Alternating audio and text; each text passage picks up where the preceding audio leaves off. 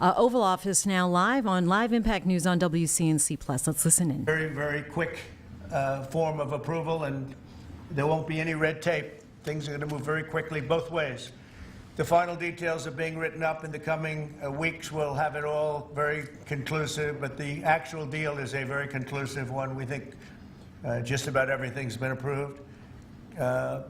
So good for both countries, and we'll also receive new market access for American chemicals, machinery, and many other industrial products that weren't allowed, and they'll end up getting products that they'll be able to price, and if they like them better and we make great products, they'll be buying those products, but they were not available in the UK. Furthermore, in a historic step, the deal includes plans that will bring the United Kingdom into the economic security alignment with the United States.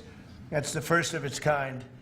So we have a big economic security blanket, and that's very important, and we feel very, very comfortable with that because it's been a great ally, truly one of our great allies. I mean, a lot of people say our greatest ally. I don't want to insult people by saying that, but I can say it's certainly one of our greatest, and right at the top, and they're the first one we're talking about. And by the way, we have many meetings planned today and tomorrow, and every country wants to be making deals. And we have a meeting, as you know, Scott will be going over to Switzerland on Saturday, and that'll be very, very interesting. We'll find out, but I think they want to make a deal very badly, too. Both countries have agreed that the economic security is national security, and will be working together as allies to ensure that we have a strong industrial base, appropriate export controls, and protections for key technologies and industries like steel. Steel is a big factor. Both countries will become stronger with steel and things necessary for military. You know, we used to build ships and other things literally at a level that nobody's ever seen, and we haven't, we've eased up, and I would say that the UK certainly eased up, but now we're going to be uneasing both, and we work together. Once again, I want to thank Prime Minister Starmer. He's been terrific for his partnership in this matter, the special relationship and external bond. It's really an external and an internal bond between our two countries will soon be stronger than ever before, and we really do. We have a great relationship. I want to just say that the representatives of UK have been so professional, and it's been an honor doing business with all of them, and in particular the Prime Minister. And I'd like to introduce him now to say a few words. Mr. Prime Minister, please take it away. Thank you, Mr. President, Donald. And this is a really fantastic, historic day in which we can announce this deal between our two great countries. And I think it's a real tribute to the history that we have of working so closely together. Can I pay tribute, Donald, to your negotiating team as well, particularly yes, Howard and Jameson, who've done an incredible job, a very professional job, and my team as well. Two negotiating teams have worked at pace now for a number of weeks to bring in this deal today. Really important deal. This is going to boost trade between and across our countries. It's going to not only protect jobs but create jobs, opening market access. And as you say, Donald, the timing couldn't be more apt, because not only was it 80 years ago today that victory came for Europe after and at the end of the Second World War, but of course on that day the UK and the US stood together as the closest of allies. And Donald, I think even down to the hour, because you may or may not know that it was about this time of day, exactly 80 years ago, that Winston Churchill announced victory in Europe, and that led to great celebrations across Europe, across America, but particularly in the United Kingdom. Literally people going out into the street, putting bunting up, going up to the palace. And so to be able to announce this great deal on the same day, 80 years forward, almost at the same hour, and as we were 80 years ago, with the UK and the US standing side by side, I think is incredibly important and makes this truly historic. That close relationship has endured over those 80 years. As you know, Donald, when it comes to defence and security and intelligence sharing, of course, There are no two countries that are closer than our two countries. And now we take this into new and important territory by adding trade and the economy to the closeness of our relationship. It is built, as you say, on those notions of fairness and reciprocal arrangements. We've always had a fair and balanced arrangement between our countries. This builds on that, hugely important for sectors like car manufacturing and for steel and aluminium and so many others. And yes, we can finish ironing out some of the details, but there's a fantastic platform here, including, of course, on the tech side, where I think I'm right in saying we're the only two Western countries with trillion-dollar sectors when it comes to tech. And in the end, it comes down to, as you say, Donald, economic security is national security. On national security, we've been absolutely the closest of allies for so many years, keeping the peace through that close alliance, that friendship. And now we add to that this deal on trade and the economy. And I want to thank you for your leadership on that, Donald, and for the way in which your team have negotiated this. And I'm so pleased that we've got this deal, we've finalised it, and we've built an incredible platform for the future. So thank you so much. Donald, I'm now going to go and do a press conference. I think you have your press in with you. But on the details, I think if you've got Howard, we can deal with that through one of my team. That's great. Well, Mr. Prime Minister, thank you very much. It's an honor. We're going to have a continued, maybe a better relationship than ever before. You know, I don't know if the media knows, but the U.S. and U.K. have been working for years to try and make a deal. And it never quite got there. Yeah. It did with this Prime Minister. So I want to just congratulate you. Well, with this President, this Prime Minister, we've managed to achieve what many people have tried to achieve for many years. Right. And I'm really pleased, and it feels completely historic and on a special 80-year anniversary as well. So, Donald, thank you so much. It's really good to have got this deal over the line. Tribute to both teams, tribute to our countries, and tribute to your leadership. Thank you. Well, it really is a great thing. And you go do your press conference, and I'll see you soon. Maybe speak to you later. But thank you very much. An incredible thing. I can't tell you that for so many years, even as I sat, everybody talked and talked and talked about a deal. It just seemed like a natural deal, but it was not done. But now it was done with us. So I feel very proud to have been a part of it.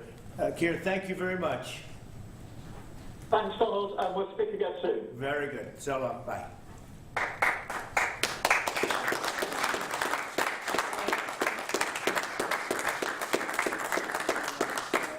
Why don't I do this? Why don't I have our Secretary of Commerce, Howard Lutnick, give a little description of the deal pretty quick, and then the good side, the very nice side, we'll be speaking about it also, maybe, from so you get a pretty equal. I think it's a very, it's just been a deal that was, we thought, very complicated. It became very simple. It's opening up the country that we really didn't have the kind of access to that I would have thought. I was surprised. I think it's why the deal never got done before. It was, you know, they've been working on this deal for 25 years. And we got it done, and we got it done. Really, it's going to be great for both countries. So, Howard, if you could go, and then somebody else, you may have, you'll pick whoever you want who'd like to do it. I have a feeling you're going to do it, right? So you guys go ahead, and then we'll take questions right after that. But I think you'll get a pretty good understanding of how big it is. It's a very large deal, very big deal. And Howard, go ahead. So the UK is... You're watching Live Impact News on WCNC Plus, where the president has just announced a trade deal reached with the UK. The first one, post-tariff trade talks with Britain, and only 4 countries importing more U.S. goods than the UK, saying that details will be forthcoming as far as those final details in the upcoming weeks. We'll take you back out here live to the Oval Office and Live Impact News on WCNC Plus. We are on until 11:30 as we await a third vote for today from Vatican City for the conclave. Until President Trump came on the scene and changed the way things work. So here's what we've got. We've opened up new market access, ethanol, beef, machinery, all the agricultural products. They've agreed to open their markets, and that will add $5 billion of opportunity to American exporters. So the question is, why would they do that now? Because they've never done it before, and we still have our 10% tariff on, which will produce $6 billion of revenue for the United States. So the idea was, how do they keep their jobs, protect their economy, and do the best for their people while opening the market for us? And the way is they studied it, their team was exceptional, and they tried to figure out the markets that they're importing from other people and try to send them over to America. So why were they always favoring others and not us? And what they've done is they've found ways to do that so that we have new access, right? But the UK workers are protected, and that was the balance. So we did a deal with them in automobiles, and you know, if you're not building here, we charge you a 25% tariff. But the president, and by the way, I want to make this clear, while Jameson and I worked hard, this was the president's deal. And people think, oh, that's not the way it works. If you got to sit next to him, I have the best deal maker to my left. And if you don't think that we take advantage of him calling the prime minister and getting that deal done, you don't understand who's the president of the United States. So he's the closer. He gets deals done that we could never get done because he understands business, he understands deals, and that's why we're here today. So he agreed they could send 100,000 cars into America and only pay a 10% tariff. And that protects their car industry. And remember, we do 16 million cars a year. So this is only like 0.6%.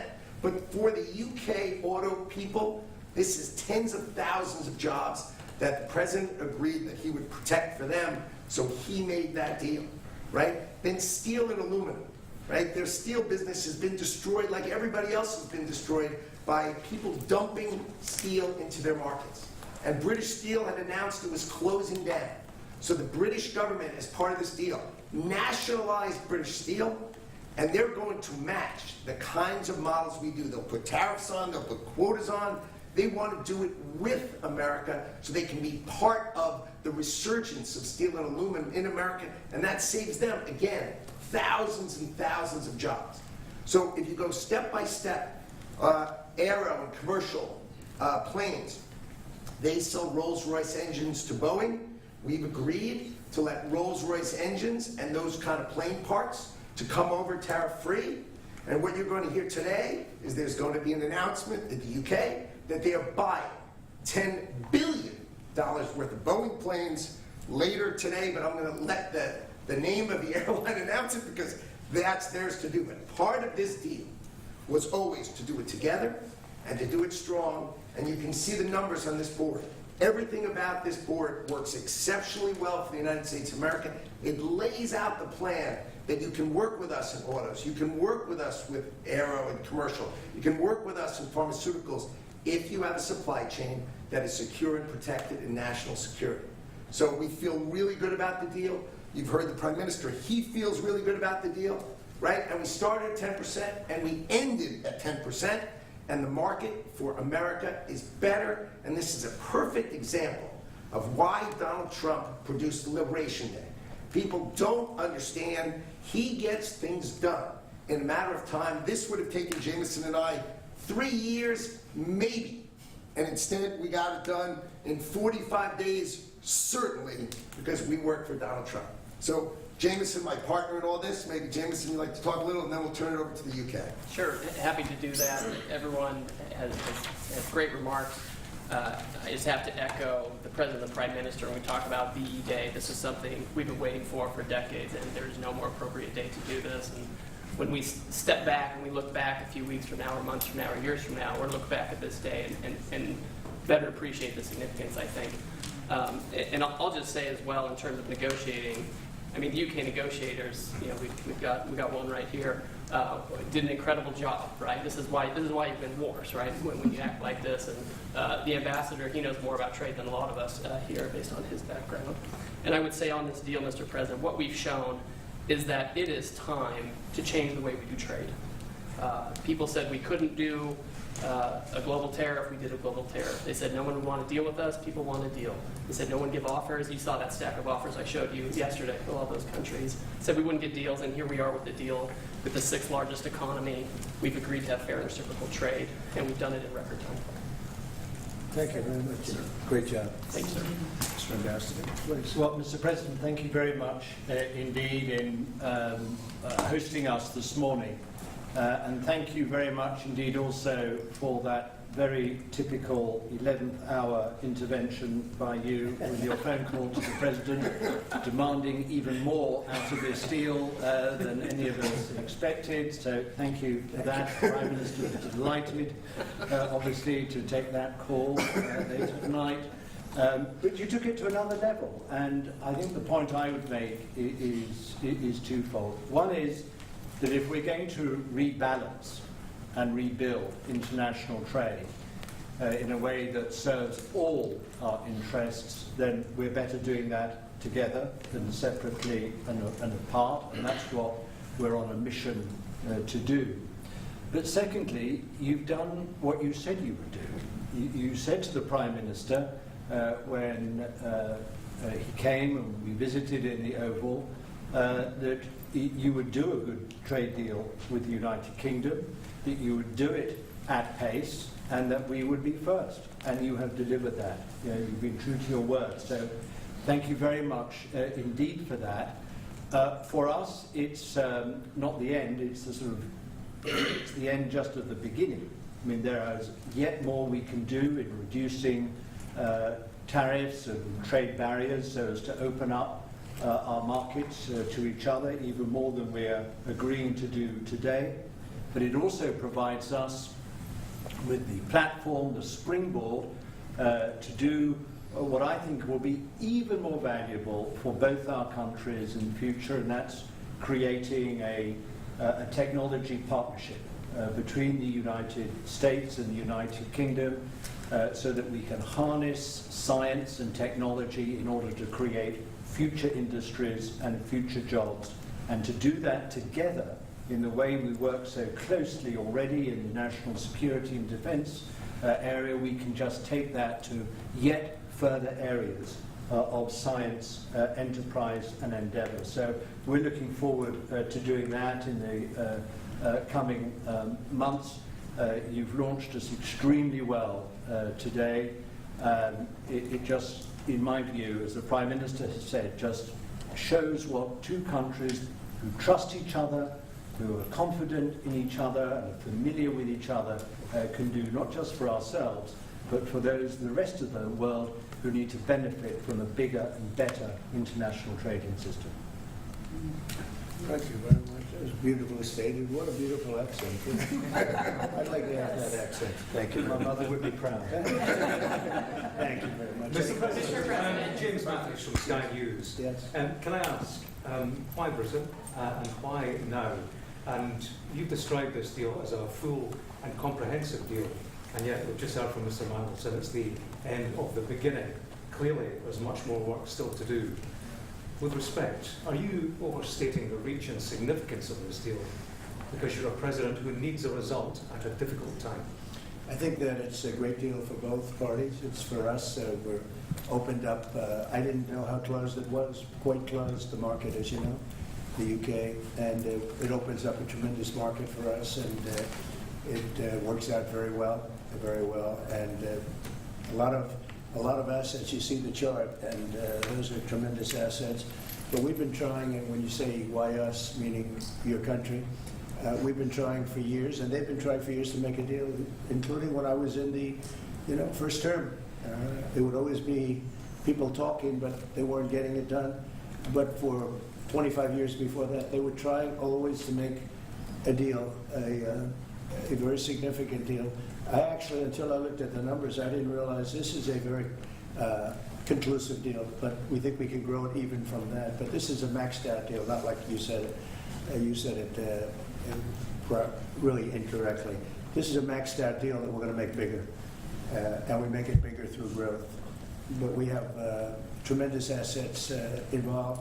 I was surprised to see how big your country is in trade, actually. One of the biggest in technology and so many other things. It's agriculture. I really didn't know. It's depending on your definition, it's from 4 to 5 to 6. That's pretty big in the world. So I was very impressed by that. But we're going to take it to new levels. It's a very big deal right now, but I think it is going to grow just of its own volition. It's going to grow, and over time there'll be changes made, there'll be adjustments made because we're flexible. We'll see things that we can do even better. But it's very conclusive, and we think everyone's going to be happy, and the people of your country are going to be very impressed with the result. And they'll be able to buy from more people. They'll be able to price things differently. They'll be able to get some products that aren't available to them now that we make better than anybody in the world. And it's just something that it's a great thing that it came together. It's so nice because we have many countries want to make a deal, and many countries are very unhappy that we happen to choose this one, to be honest with you. But it's a long time, our oldest ally, or just about. Because a couple of people claim that too, but let's put it right at the top. I think it's going to be something very special for UK and special for the United States. Thank you, Mr. President. Reagan Reese with the Daily Caller. How close are you to more deals, and when do you expect the next to be announced? Well, very close. We have numerous deals. I know Howard's going back. As soon as this is finished, your press conference, he's got numerous. And Scott, who's right over here, who's fantastic, by the way. You were great on television this morning. I watched you. That was you have a little lesson in the world and economics. But Scott's going to be going to Switzerland, meeting with China, and they very much want to make a deal. We can all play games. Who made the first call? Who didn't make it? It doesn't matter. It only matters what happens in that room. But I will tell you that China very much wants to make a deal. We'll see how that works out. Every country throughout the last 40, 50 years has literally ripped off the United States on trade, on military, on protection, on all the different things. And we are now making fair deals. And in this case, it's great because we really weren't very much involved. You have the European Union, which is, I think you made the right decision years ago. I don't know if you remember, I was opening up Turnberry the day that you were voting. And they asked me, would it happen or would it not happen? I said, no, I think they're going to go their own separate way. I think it's better for them. And they did. I think it's going to end up being a very smart decision. But a big part of that decision was always that you'd be able to make a deal with the United States. And they were unable to do that. But now they made it. And it's a tremendous, it's very important. That was always a big part of your decision on Brexit. And they were never able to make that deal. It was a tough one. And this one it's amazing with time. This one just went very smoothly, went quickly and smoothly, and a lot of common sense, as I like to say. It's tremendous common sense, but it's going to make your country much bigger in terms of trade, and it's going to make our country much bigger in terms of trade, too. Yes, Thank you. Go ahead, behind you. Oh, yeah, Tom Bacon of the BBC. Thank you, Mr. President. You mentioned meat. You're with who? The BBC. Oh, good. Very nice. They treat me good. You mentioned meat and beef exports. The UK currently doesn't accept American beef because of its own food standards. Are you calling on the UK to accept all American beef and chicken products? Well, I think they'll take what they want. We have plenty of it. We have every type. We have every classification you could have. As you know, Bobby Kennedy is doing a tremendous job, and he's, I think, probably heading toward your system with no chemical, no this, no that. I think we're heading that way, it seems to be. And but we have that also. So we're a very big country. We have a lot of beef.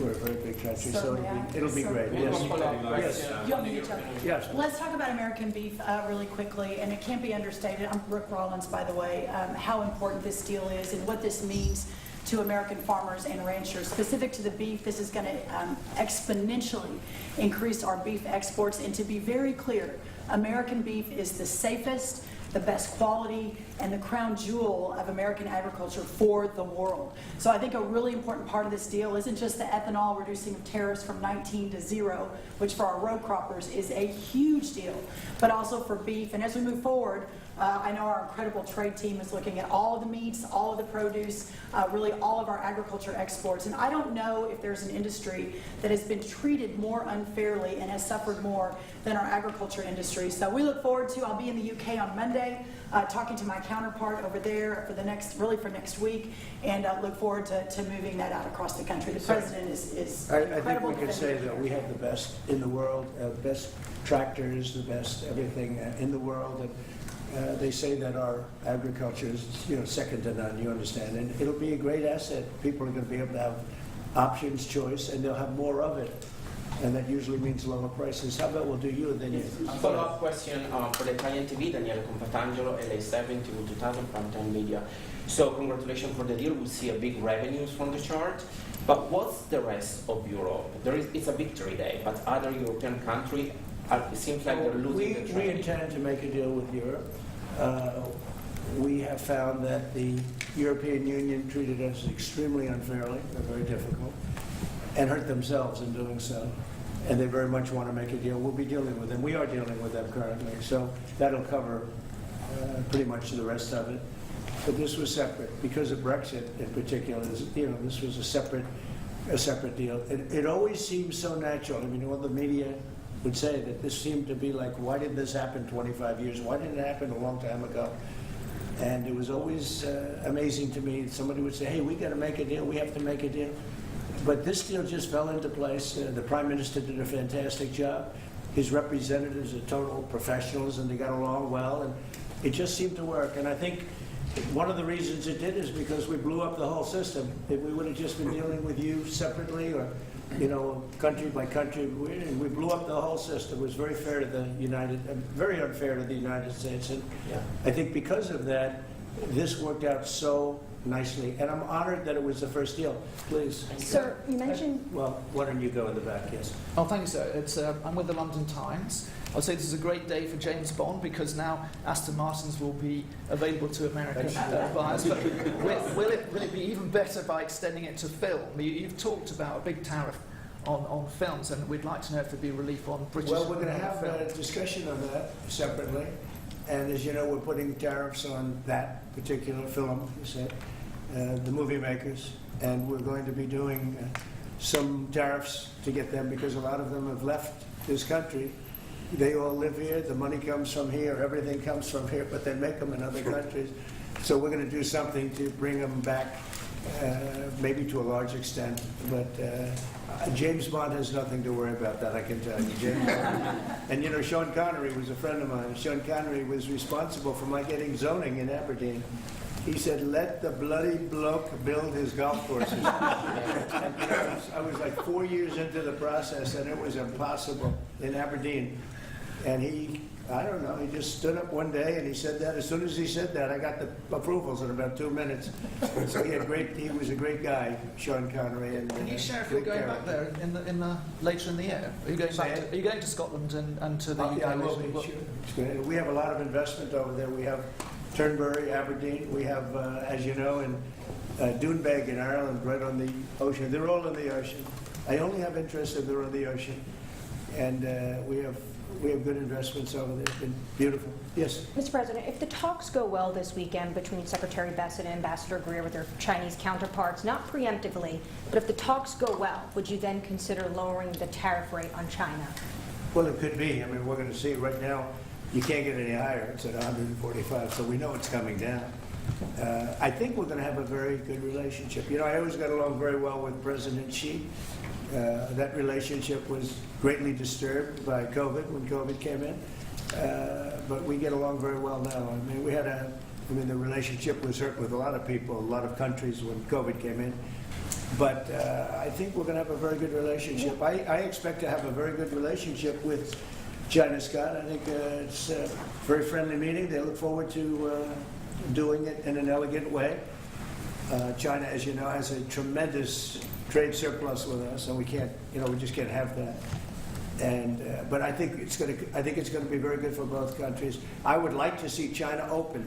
One of the big things here is, and nobody would know this, but the UK was largely closed. It was very much closed to trade, and now it's opened. And a lot of the financial reporters, I'm very happy about that because so much I'd listen to them. Well, I hope they get countries opened up. And then you compete at a fair basis, but you can't compete when you're not allowed to go there. China would be the #1 example of that. You know, it's very close. We almost had it last time before COVID, and that didn't work out. But we made a great deal with China. They had to buy $50 billion worth of our food products, and it was a great deal, doing very well for our farmers. And then when Biden came in, as usual, nothing happened. You know, he didn't enforce it, and it got less, and ultimately, you know, destroyed a great deal. That was a great deal. But no, I think that we're going to have a good weekend with China. I think they have a lot to gain. I do think they have far more to gain than we do in a sense, but we're going to have I think we're going to have a very good weekend. Will you speak to Xi after the weekend talks? I might, yeah, sure, depending on what Scott says. We sort of, Scott is doing certain countries and Howard's doing certain countries.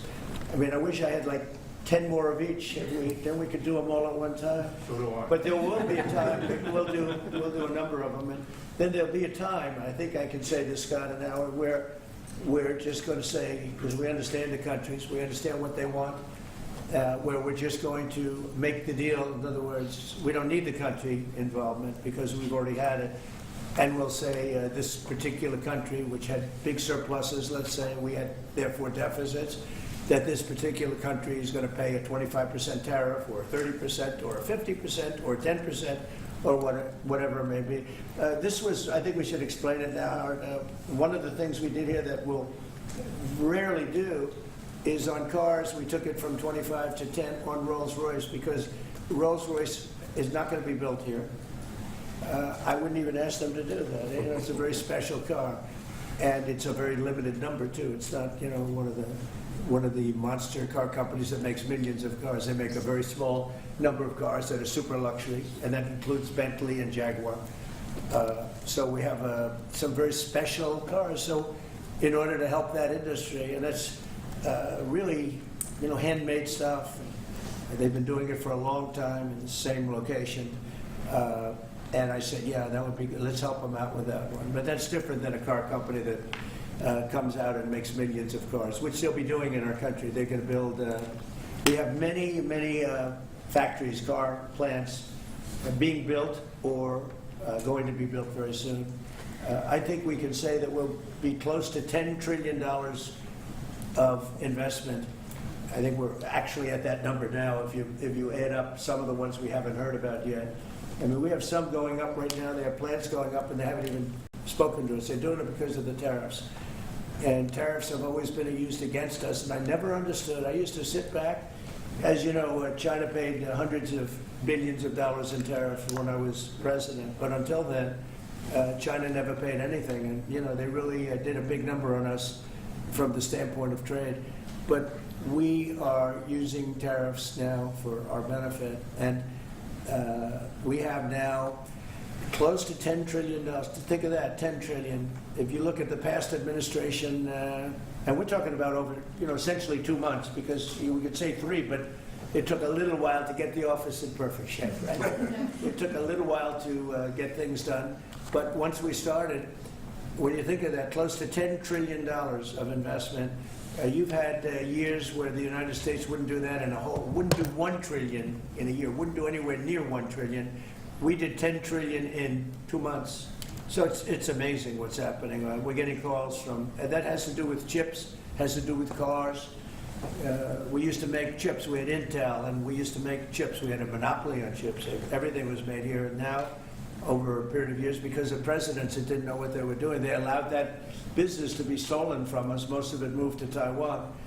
And you probably were in the same position, right? Because you had a lot of the chip-making capacity, but they moved it in. And if we would have said, that's fine, if you want to move it to Taiwan, that's good, but if you want to sell back into the United States, we're going to put a 50% or 100% tariff on, they would have never left. But we had people sitting here that didn't understand that, and it's too bad. But now they're coming back, because I'm saying it about 40 years too late, but they're coming back. As you know, we have the biggest chip makers in the world spending, in one case, $300 billion, in one case, $500 billion, same as Apple, and in another case, $200 billion. and we're going to have a large share, very, very substantial share of the chip-making market.